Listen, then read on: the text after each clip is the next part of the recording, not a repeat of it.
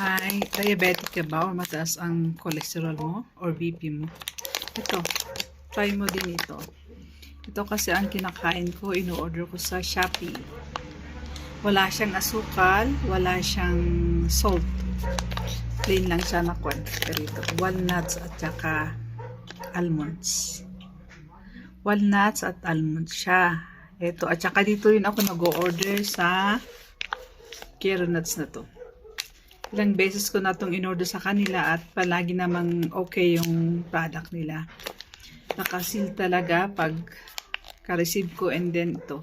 Hindi nag-iiba yung taste, yung lasa ng walnuts at saka yung almonds.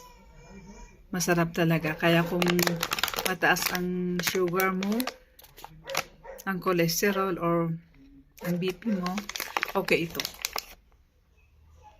Para pag nag-crave ka ng mga chips, ito na lang ang kunin mo para may ngut-ngutin ka.